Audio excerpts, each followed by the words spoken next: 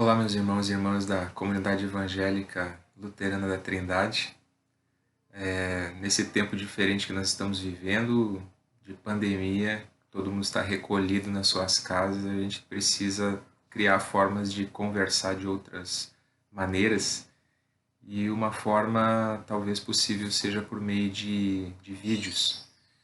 E hoje nessa primeira reflexão, talvez de outras que ainda faremos, eu gostaria de refletir sobre algumas coisas que a gente pode aprender com esse momento que a gente está vivendo, esse momento diferente, né, sui generis. Não sei se algum de nós já viveu alguma coisa parecida, nem jovens nem velhos, né? É algo novo, é algo que a nossa geração e gerações anteriores, imediatamente anteriores às nossas, não haviam experimentado dessa maneira. Mas há muitas coisas que a gente pode aprender com situações como essas. E algo que me veio ao coração dentro dessa realidade foi o texto de Levítico, capítulo 25. Lá se fala do jubileu. O jubileu era um momento dentro do processo das leis de Israel em que as pessoas deveriam voltar para suas terras. Quando elas se endividavam, elas poderiam negociar as suas terras, elas poderiam fazer uma espécie de arrendamento com um prazo máximo de 50 anos. Mas, na verdade, elas não podiam vender a terra, elas podiam apenas vender o número de colheitas que a terra poderia dar. E quando chegasse o jubileu, as pessoas poderiam retornar as suas terras novamente e elas teriam de volta as suas propriedades. Era uma forma de Deus conter o acúmulo de posses. Era, ao invés de fazer reforma agrária, depois que as terras foram distribuídas, se evitava que elas caíssem todas em poucas mãos, no controle e no poder de poucas pessoas. Então isso, uma das frases que marca esse momento, que marca esse capítulo 25 de Levítico é: vocês não vão explorar uns aos outros, vocês não vão explorar os seus irmãos. Israel tinha sido escravo no Egito e agora as leis de Deus visavam justamente o objetivo de que eles não fizessem com os outros e consigo mesmos o que eles haviam experimentado durante o período de escravidão no Egito. Eles agora eram uma nação de sacerdotes, eles deveriam espelhar a vontade de Deus e a justiça da vontade de Deus. Mas agregado a isso também havia a regra de que durante 6 anos a terra seria cultivada, mas no sétimo ano a terra deveria descansar.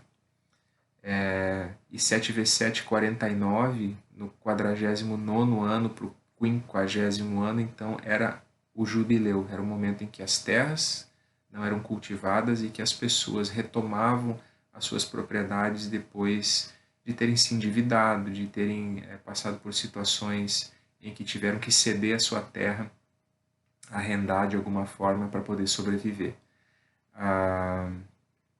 Me parece que a gente experimenta de alguma forma um jubileu forçado. A gente tem que parar. Depois de tanto tempo nessa roda do consumismo, nessa roda do capitalismo, nessa roda de uma agenda frenética, a gente é forçado a parar. Parece que Deus nos coloca num momento sabático, num momento de jubileu. É como se a Terra de alguma forma dissesse: se vocês não param de outra forma, se vocês não dão uma folga para os recursos do planeta de outro modo, então tem que ser assim. É um momento interessante que a gente vive e talvez seja um momento da gente refletir sobre a maneira como a gente utiliza o nosso tempo, sobre a maneira como a gente vive. Nesse momento a gente entende que precisa parar para sobreviver, para poder viver, para preservar a vida nossa e de outras pessoas.